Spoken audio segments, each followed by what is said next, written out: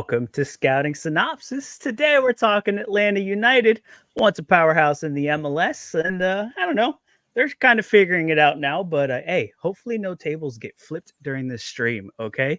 As always, MLS card guy with me here, and our special guest to break down Atlanta, the only person that could be here, Thomas, Sorare MLS Scout. Welcome to the show. Hey, great to be back. Another edition. Here to talk about the best team in MLS. You know, we got the champ. Hold on, there we go. Champs. I don't see that for Orlando. We won the Open Cup. Hello. Against the USL team. Okay. Well, if Chris ever wants to stop staring directly into the camera, hurt. like that a weirdo. So bright. Look, we're here. I've been dreading this episode a little bit just because I don't want to hear it for 30 minutes, but we're gonna do it. We have to do it. We have to give the people what they want. They want to hear 40 minutes about how Brad Guzan is going to be the one goalkeeper you want to own in Sober in 2024. Thomas, break down this Atlanta team. How are you feeling last year, and how are you feeling going into this next season? So last year I felt like ended on a decently high note. We lost in the playoffs to the eventual champions, and we were the only club to beat Columbus during the playoffs. Do you want to know the only team to beat them actually in a knockout game that year was the Pittsburgh Riverhounds, who beat them in the U.S. Open Cup? That's true.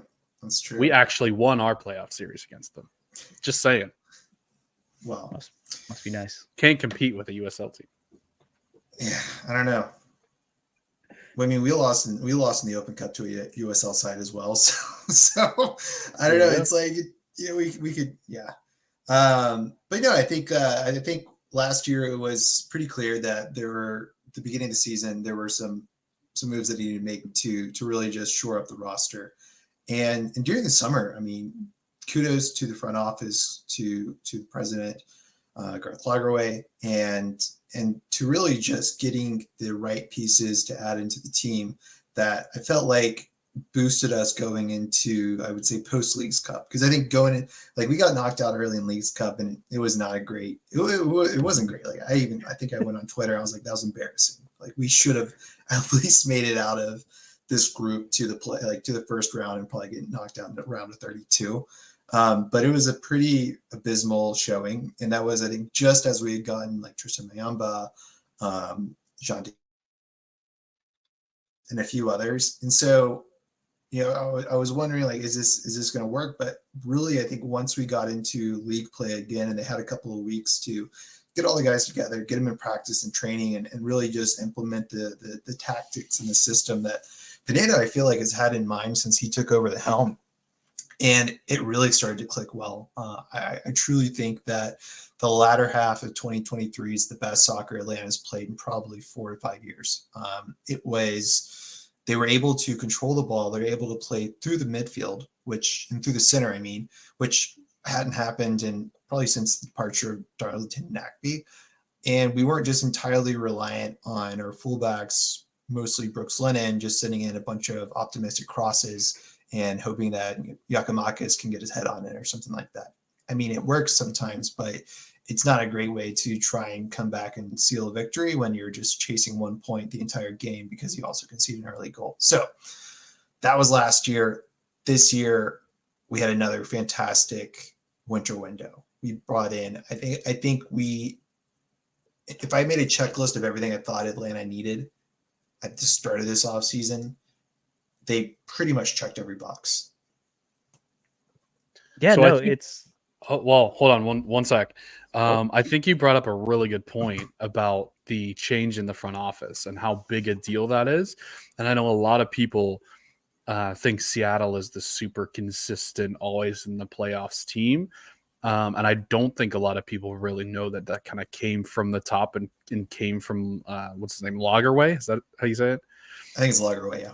Lagerway. Yeah.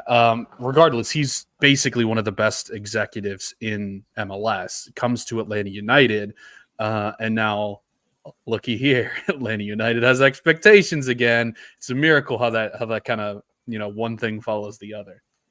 Yeah, and it was a process, and what I really liked was that this is why I like MLS so much is that because it is a salary cap league, strategy in your front office is absolutely crucial. Huge. If you don't have a clear strategy, you're not going to have a great season. That's kind of what happened to Atlanta. They were sort of just punting on random South American talents and hoping that one of them landed big. And most of them probably fell short of a little bit short of expectations. And we also weren't being strategic about how we were constructing our roster in terms of the salaries that we gave. I mean, let's just remember, Jürgen Damm made about, was it $1.3 million while playing for Atlanta. And the best we have to show it, and I don't have it on hand, is that wonderful picture of him at In-N-Out wearing the little crown. Oh no. That was worth 1.3 million in my opinion. That was a great picture. I mean, it's a classic picture. But it's what I like about MLS is that strategy matters. That's why, whenever I was going through and doing all my write-ups for the newsletter and sort of my preliminary analysis of the season, I do focus a lot on roster construction and how the front office is putting it together. And I think too, it's why you see clubs with academies such as Philly are able to keep a low budget but still be highly successful, because they have a lot of players that are going to be, in terms of salary, lower salary because they're coming from the academy and they're making league minimum, and then they can bring in veterans and key players that they can build around, but then still have Jack McGlynn playing and starting and probably making less than 100. I don't know. Actually, I don't know what Jack McGlynn's salary is, but it's probably not much. It's less than what maybe Mateus Rossetto less than what he should be making. Let's put it that way. For sure. And so, yeah, I mean, it's definitely shown, but it took time. It was Barco. We had to offload. He's doing excellent in River now, by the way. Marcelino Moreno. He's now at Lannis again after being relegated in the Brazilian league last season. And I mean, the players that they left this season, loaning out Santiago Sosa and Franco Ibarra. It took a lot of work and it took patience. And I think that's what they asked from the fan base. But what is this? Sorry, I was just reading this giant block message. But Mama made it. We got spam bots in the chat. I know, right? I was just like, what is that? But it took patience, and they asked for patience, and here we are now. And I think this is the best roster Atlanta's had to start a season in 5 years, pretty much since we won the Open Cup.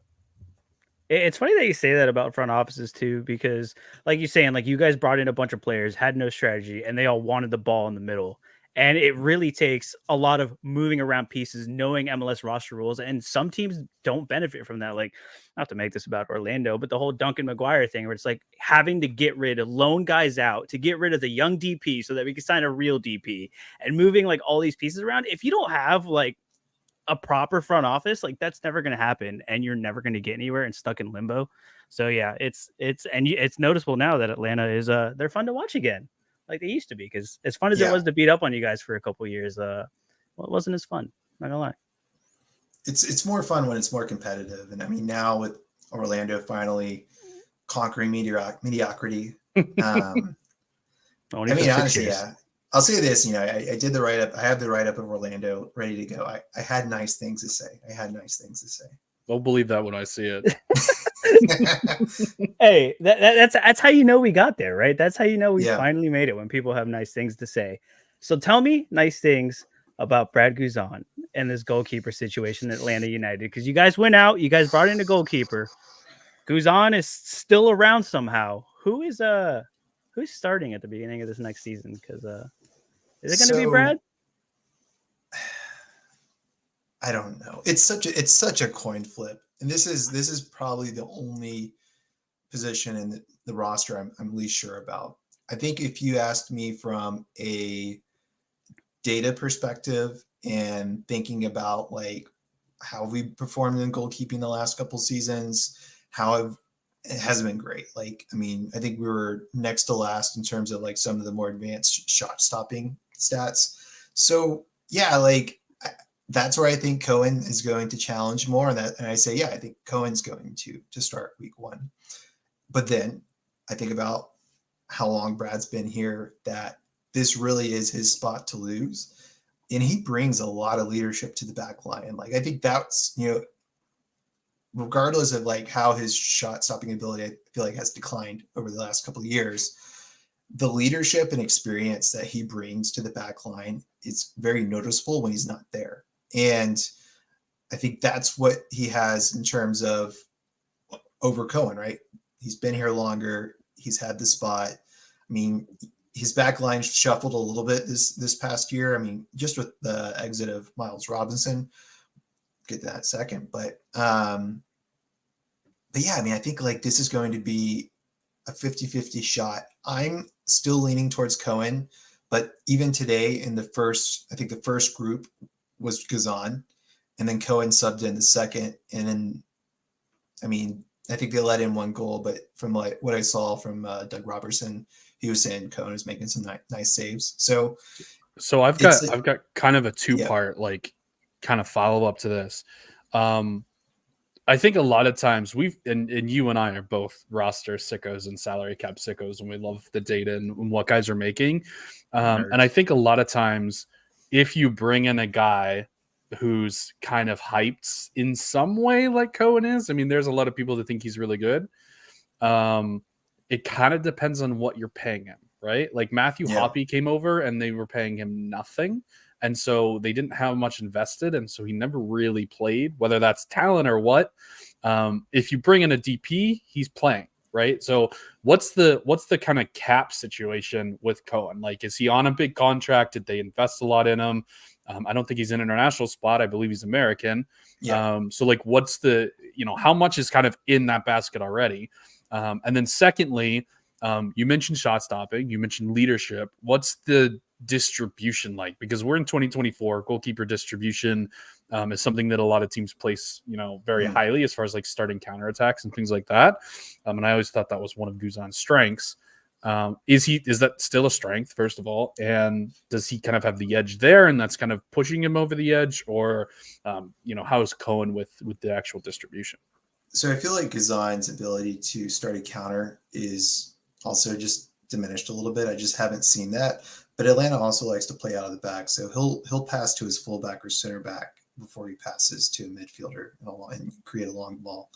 Cohen, I'm not too familiar with his distribution ability. I think that's another thing where I just need to see him play more in order to get a good gauge of where he is. And I don't think we have the salary information yet because that won't be released until spring. Did they pay a transfer fee? Do you know? No, he was a free pickup. So okay. I mean, Atlanta's been talking to him for a while now. If you recall, back in last fall, they tried to sign him, and then his agent actually filed a grievance against Atlanta United because he was upset about discovery rights. Which, I mean, honestly, are a stupid concept that I wish the league would get away with, do away with. But yeah, I mean, like he was arguing that Atlanta wouldn't let him sign another contract because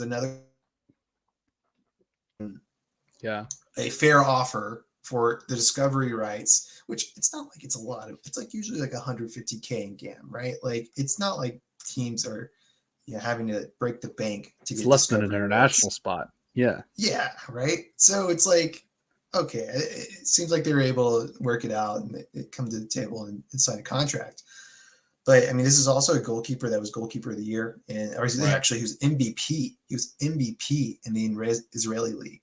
Right. Wow. Which is pretty significant. And I watch a few of those Champions League matches when they beat Juventus. Right.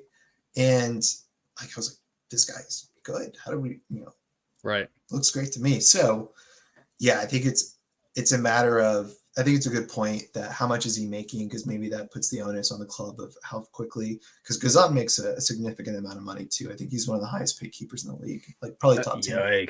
And whether we start on Guzan or Cohen, I mean, we have to know that this, like, at some point, Guzan's beautiful bald head will be out of this league, and we will no longer have the privilege of watching him play. So even if whether it's game 1 or game 20 or next year, like at some point we think Cohen is going to be probably the guy. Yeah, and I think like regardless of the two, right? If you were to, when Cohen gets cards, if you were to pick up Sorare cards for him, I expect he would start in Leagues Cup, and so you'll get some utility there. And so I mean, yeah, either way, I think he has a multi-year contract. I want to say this is Kazan's last year. I keep saying that. Been saying that for 3 years. Remember when we said that in 2020? So he's not coming back after COVID. Like that's no way. Like the guy is the Tom Brady of goalkeepers with no hair. So maybe that means he goes to the Tampa Bay Rowdies after the season. Ooh, I would hate that. That would not be good. Yeah, that's where trash goes to die. Bill Hamid went to Memphis for a little while. That was right. crazy. That's a good club though.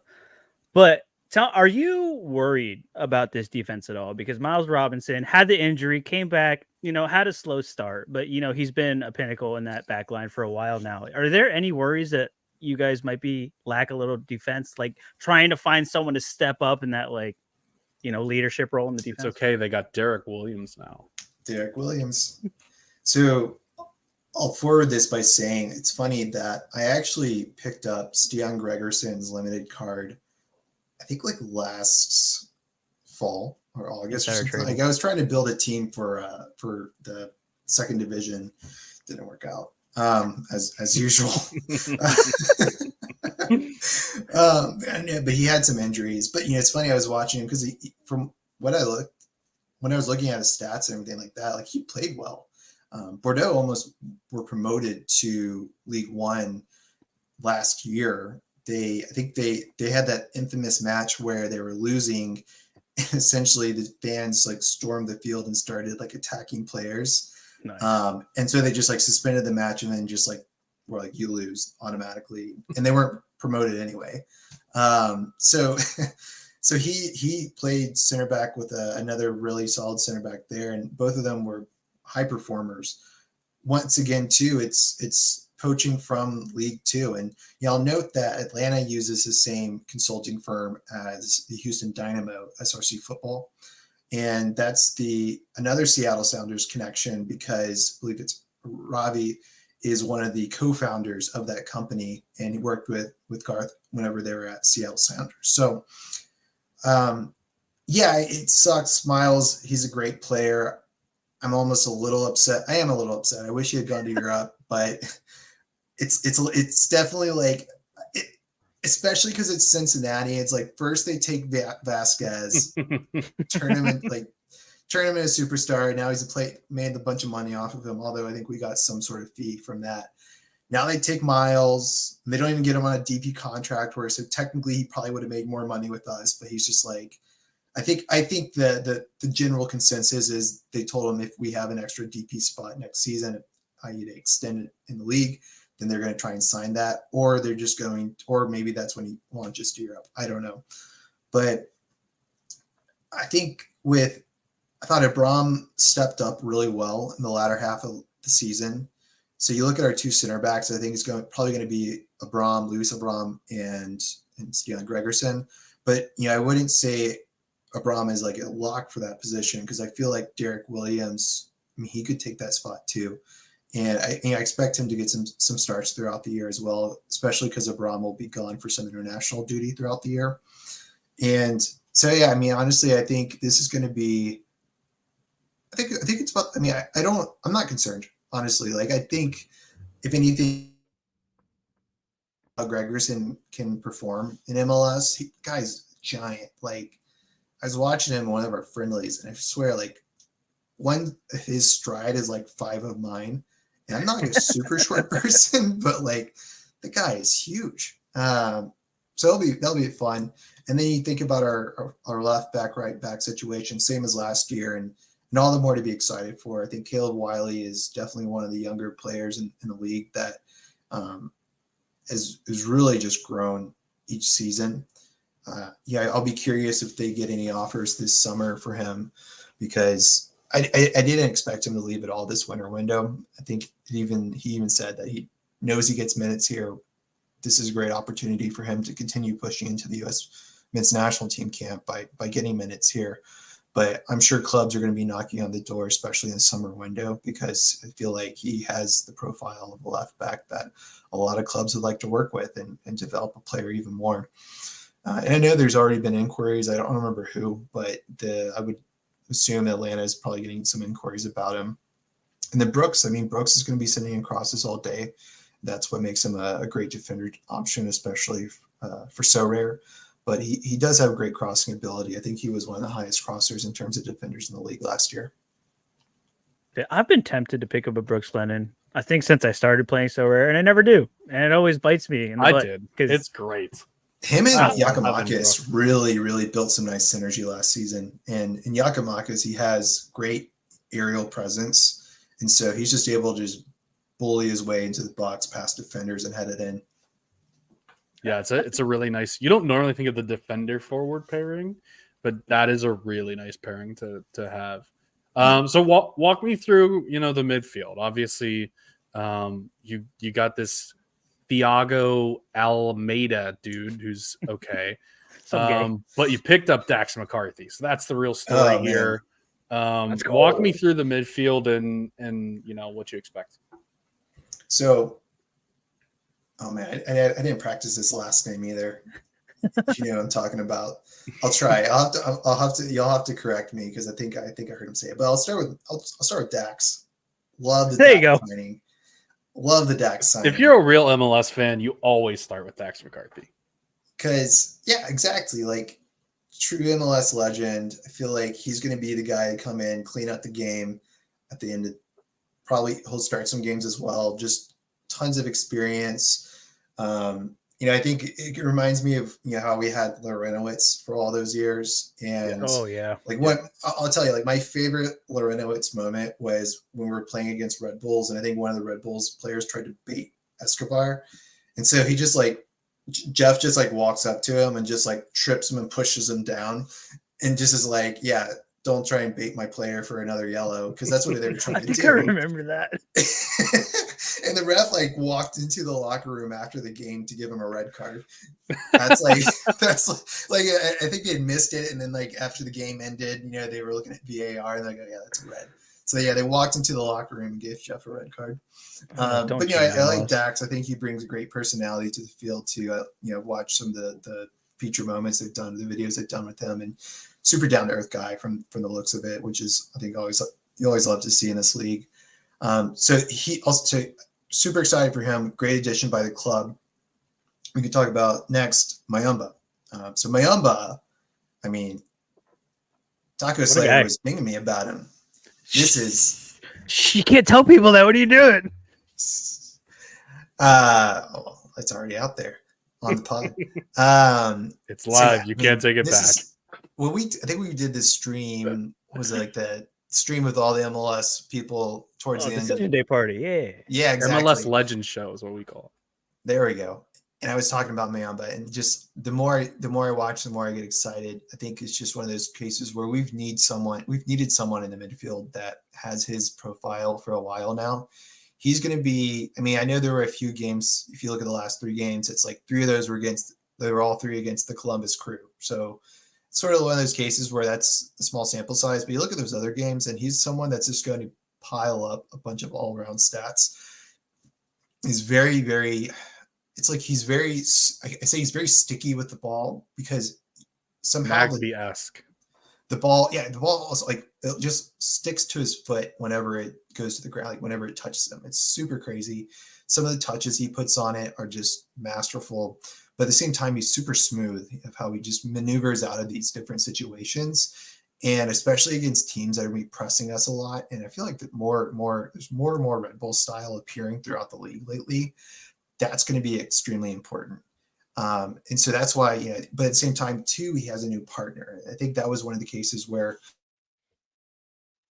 it's Rossetto, and, I've had my opinions of Rossetto over the years.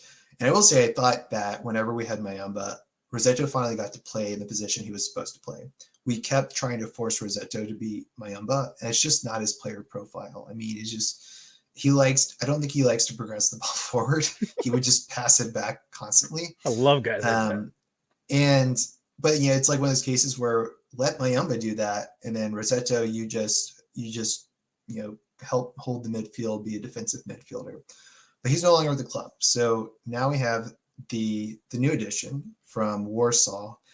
I think it was Schleich. Is that? Oh man. I mean, good luck. I don't know. There's lots of S's and Z's in there. I don't know how those relate to each other. I think it's Schleich. It's like sheesh. Like sheesh. Sheesh. Maybe. Bart sheesh. So he was someone that beginning of the window, I saw rumors on Twitter that were going after him, and I was like, yeah, I mean, I think League One teams are going after him. I was like, good luck. Like, we'll see what happens. We got him, and honestly, this is a really exciting signing because right now all you can really see is his Poland games and then Europa League or Europa Conference League. So their Europa Conference League group was probably one of the hardest groups, and they almost won it. So I think it was like Aston, Easy Alkmaar, and then like one other club from a smaller team. But they put, I think, AZ, and they beat AZ. Right. Like, so they progressed out of the group actually. So when I saw that, I was like, it's a club that's doing they beat well Villa too. European. Yeah, they're playing well at the European level. So I was like, and he was starting those games. Watch some highlights. I think he's going to pair up really well. I think what's going to be crazy is both him and Mayumba have the ability to be a playmaker and progress the ball forward and just provide two different looks at the midfield to go along with our other attackers. And so finally, last but not least, Thiago Almada. Who? Are you sure he's not leased? Oh man, he's not leased. I can't believe we kept him, honestly. I was can't so either. Sure, I was so sure he was going to go this window. I mean, I think that's a World Cup winner. It's a World Cup winner. Look at that, 9 games of 90 to 100. Oh my god, he was insane. That is just. I mean, I still don't have 1 year. I still haven't picked up his limited. Like, I'll do it this year, I promise. But yeah, like I was so surprised he stayed this window. I thought, I think it was Atleti, Fiorentina. Those were the two clubs I saw the most significant rumors around. And I mean, I knew Atleti was going to get him a lot of money because of, I think because of the Saudi league and a few sales there. So it didn't happen. The valuation couldn't be met. I think Atlanta's valuation is fair. Like I think they're saying like $30 million US. It's a fair value. I mean, they want their money, right? Like they invested a significant chunk of change for him, like 16 mil. And I think that was for like 80% of his rights so like, you have to consider that any sale, that transfer we do, we're not going to get the entire sum of that transfer fee. And it's funny too, you can actually see his price action go up because everyone's like, oh, he's staying. But yeah, like I think this is going to be another great year for him. He's already been impressing in the pre-Olympic tournament and CONMEBOL. I think he scored like one or two more goals last night. It's just all hype, no breaks for him. That's the best way to put it. And he has, I think, a better core around him at the midfield. I mean, with Mayumba, who was already there, but also with Schleich. And so it's a lot to get excited for because it takes pressure off of him, lets him move more freely. But then at the same time, he's so good at just progressing the ball forward, dribbling past defenders, and then finding the open man and his free kicking. I mean, like, let's not even like forget about that, right? Is he so he's the most expensive U23 midfielder? Is he still undervalued? Is my question. So you've got Pooch in the neighborhood, Aiden Morris sort of in the neighborhood, and then it kind of falls off to like Diego Luna is next. As far as U23 go, right? If you're playing U23, that seems still kind of too low. So I think it's just people kind of combining the risk of when he goes to Europe into that price. I think that's what it is that, I mean, and you saw in the price action until the European transfer window closed that people are very aware that in any window he could be going to Europe. And at that point, the assumption is his scores will drop. But will they though? That's the question. If he goes to an Atleti, right? Assuming he starts, which is not given, Like Atleti's obviously a big step up in competition, but if he goes to Atletico Madrid, they're the best, one of the best 3 teams in Spain traditionally, right? Obviously, Girona's having a great season, but like they're going to be better than every other team they play, just like Atlanta is. If not, their relation to other teams in Spain is higher than Atlanta's relation to other teams in MLS. You know, like there's a good chance he's still a ridiculously good card, and he's now in Champion Europe instead of in MLS, and he's U23. You know, well, he's roadmap aside. It's such a funny aspect sometimes, and it's funny too because this is, I mean, kind of what they were talking about is like it sucks that the model shouldn't be that players lose their value when they go to a bigger league. Yes, right. That should be celebrated. Are you hinting at something? No, nothing else happened today. We are the only thing that matters. Atlanta. MLS is back. Is MLS in Atlanta. That's all that matters, right? Because obviously people undervalue MLS for various reasons, but you know we're. So what are the odds he leaves this summer then? Then obviously it's always a risk, but like 110%. I feel with every window, it has to be getting like more and more, right? Like I think the club will have a plan in place for him to leave this summer. I think at that point too, they'll want to move him because that's going to be the best window to do so. And I think it's also a case of, I mean, I forget how long his contract is, but you don't want to lose him on a free. You're starting to lose leverage. Yeah. Right. Yeah. Right. Like you don't want to lose him on a free. You don't want to be desperate in a winter window. Mbappe. Right. And it's a significant investment, and we want that. You know, I mean, it's not like Arthur Blank's press for cash, right? But there's strategy around it in terms of the ability to reinvest that money. And you get Garber bucks back now, which is huge. Yeah. So got to get those transfers. Exactly. Before we move on to forwards, give me the rundown on Saba Labajanice. What's his role? Great job, man. I forget he's a midfielder. I always kind of think of him as a forward. Love Saba.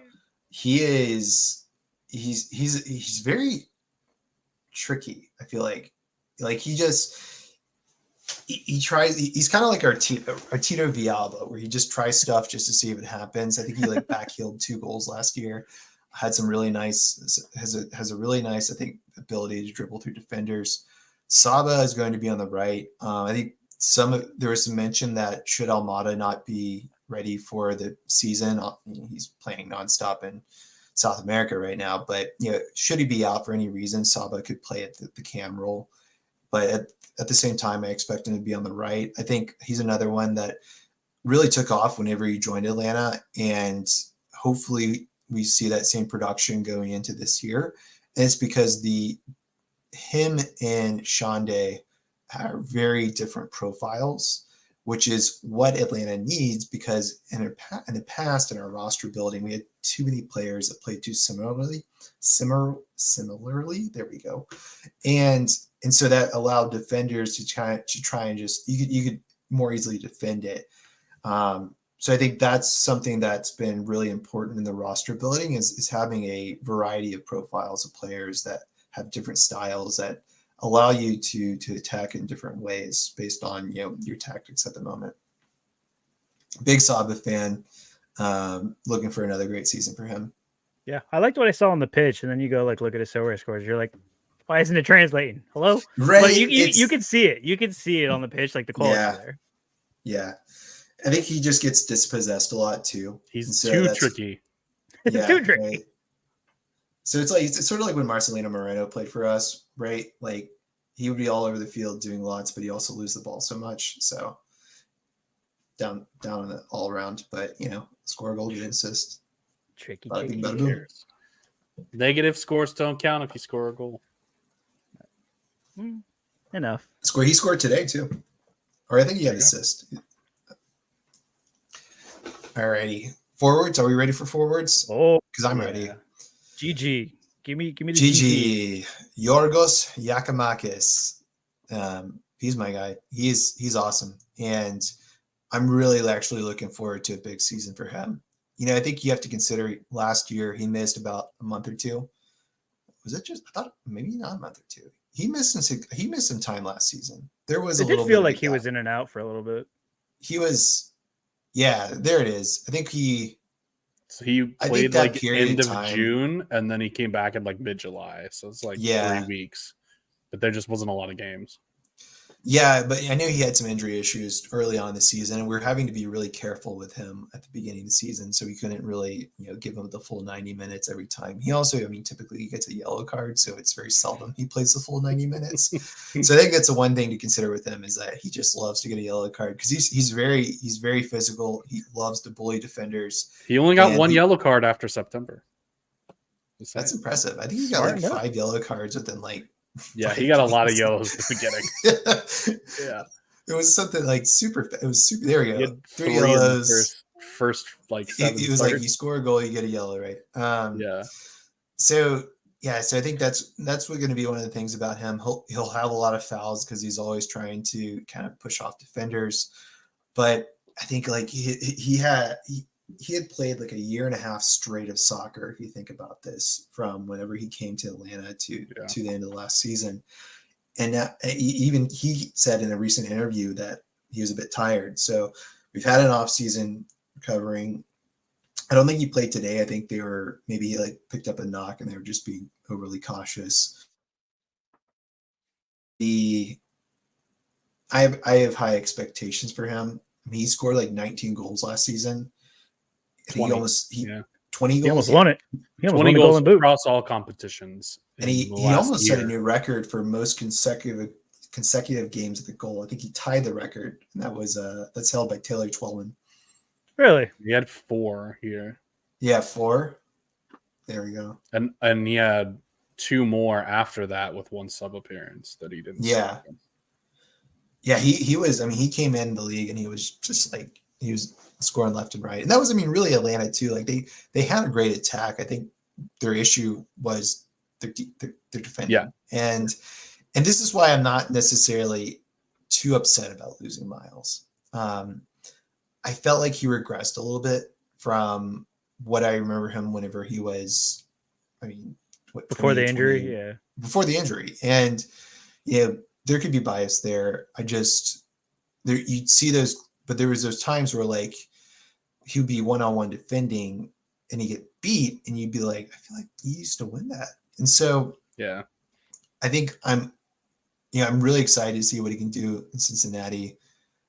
All the best to him. He's a great player, and he's probably should be in Europe, but I get it, more money in the league here. But our back line, that was, our goalkeeping was really, I think, our biggest issue last season, and really like our midfield for half the year. I mean, if you take like Atlanta from start of last year to July, and then the other team, like that's 2 entirely different teams in terms of the ability to control the ball, win duels, defend. It really changed the scope for the club whenever they were able to just bring in midfielders that could actually hold up play or progress the ball more efficiently. So it's a great squad. Like I said, best core we've had probably in 4 to 5 years.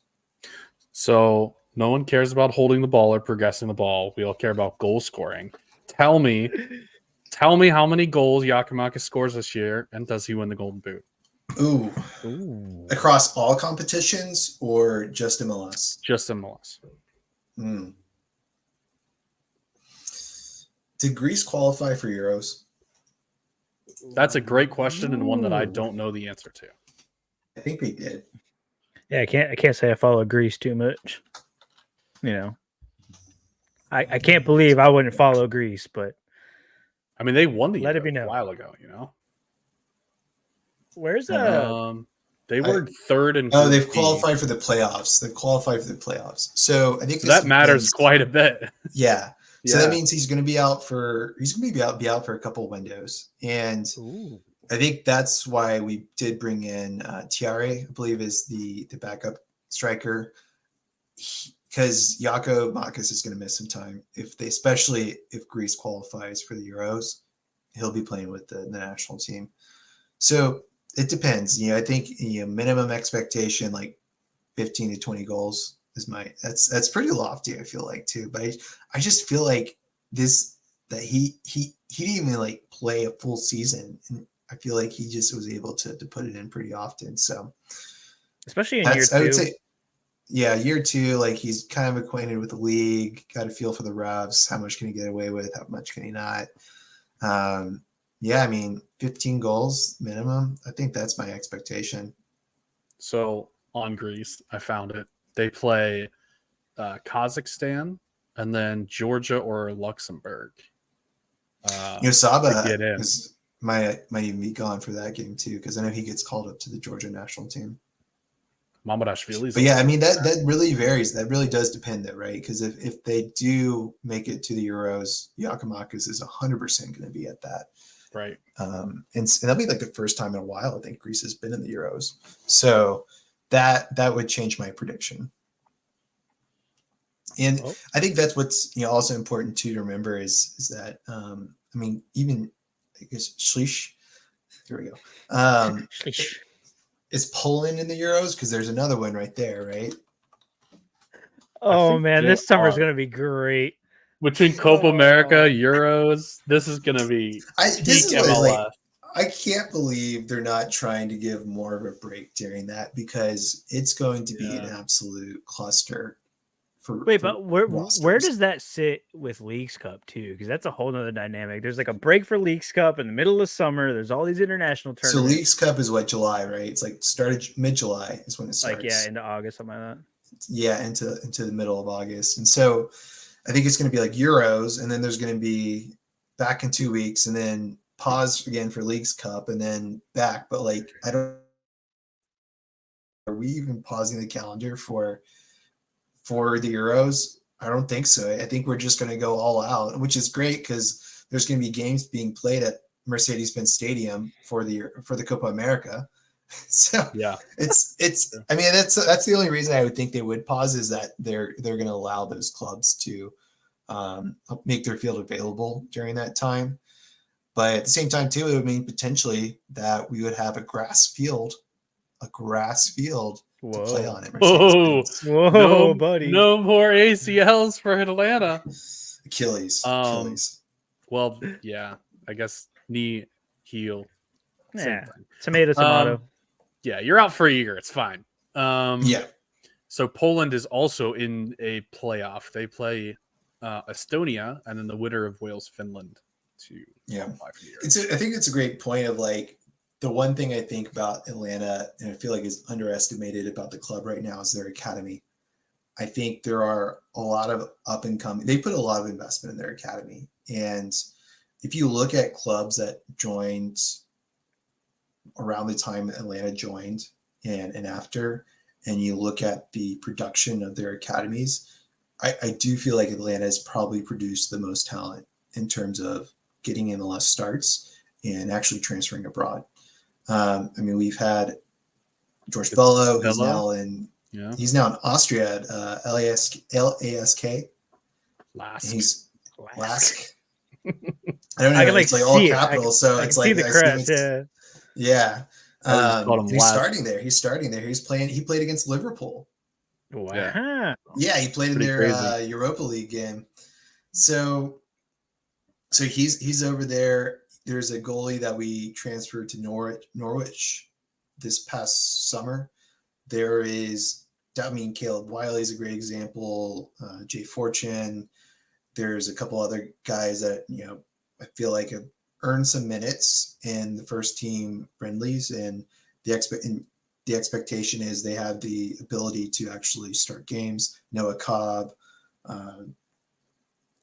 Tyler Wolf. I want to say Josh Wolf. Tyler Wolf. So yeah, I mean, there's a lot of young guys that are getting minutes with the club and productive minutes. I mean, Tyler was like, he scored like 5 goals last season and came off the bench. Yeah, he was actually really impressive when he was playing. He just didn't play. Yeah, I was really. He was one of the probably one of the players that impressed me the most. That was more so off the bench. Yeah, he had these like little. There's here and there. Look at him go. Bunch off the bench right when he started. Yeah. He was Yakimakasing all over the place. And you know what it was too? This is like right when we were just, I think, subbing him in for Arujo. Mm-hmm. Whenever Arujo would just go on the field for 70 minutes and just do nothing. Love him. He scored a lot of AA though. Oh, God, he did. He took a lot of shots on goal. Yes. Very useless on the pitch. Very Hey. useful in Sorare. Can't score goals without shots on goal. Exactly. Also true. If I was going to build an Atlanta stack, not that I ever would build an Atlanta stack, but if I was going to build an Atlanta stack, what would that look like? So I would 100% wait till week 1 to see who the hell's going to be in goal, and base it off of that. I mean, don't get me wrong. You know, was it 0.03 ETH for Kazan? I mean, that's probably the cheapest goal you'll get that has the highest. It's the high. It's like out of all the goalies that are at that level, he probably has the most chance of starting.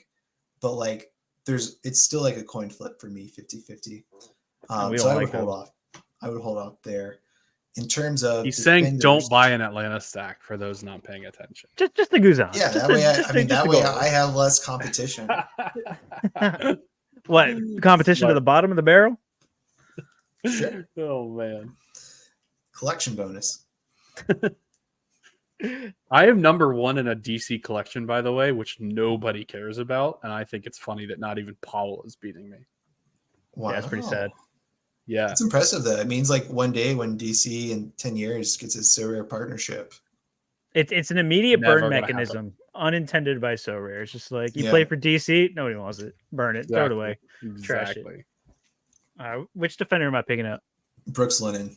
That's got to be him. He's going to have he takes corners. He will take some free kicks, and he'll also, as we were mentioning earlier, be sending in a lot of crosses that going to have Giakoumakis on the other end to try and head it in. Other than Dax McCarthy, who's the midfielder? I mean, got to be Almada, right? Yeah, your midfielder is Almada, and he's going to be probably the one you captain in that stack as well, just because he's going to have the highest. Is your extra player a midfielder as well? That depends. We'll get to that in a second. Okay. Let's go to forward. Okay. Here we go. So Giakoumakis, of course. Tyler Wolf. If he's here. if he's available. If it's not Euros. Yeah. And so really, like, I would say either Shande Silva or Saba for your extra. And I think it's just a matter of looking maybe at matchups and seeing, where do you feel like they're going to have higher chance of success for scoring. Or if you have a case where it's like Red Bulls and you know that they're just going to get pressed to hell and they're going to lose a lot of duels, don't play Saba, probably play Shande, because a forward card doesn't lose as much all around when it comes to being dispossessed. So I think that's going to be more strategic. But it would be either one of those two. I think Mayamba, he's great, but like he's going to be someone that 55. Yeah, right. He's going to be like 55. And he's always going to have consistently great games. I think he's one of those players that always falls into that threshold of like, you see them playing, you're like, wow, this person is like, this guy's so good. And you're like looking at the score like, what the hell? Like 50. 50. I'll give him a 50. But yeah, he's gonna be like Nagby, right? Where he has like those big games because he gets an assist or a goal, and it's like an 80 or 100 because he's just like having a crazy game in terms of winning possession and winning duels and all that fun stuff that counts towards the all-around score. So what you're telling me is there is no Atlanta stack. Buy them all, and then you have all the stacks. Yeah, just buy every player. I mean, honestly, I think we should probably just pump the value of those cards. Especially Dax McCarthy. Dax McCarthy's unique is only an ETH. Is he undervalued? Does Dax have a unique? It's on sale for 1.2 ETH right now. Are you going to buy it? Thomas, this is your chance. What's your Atlanta fan? Somebody call Breeze.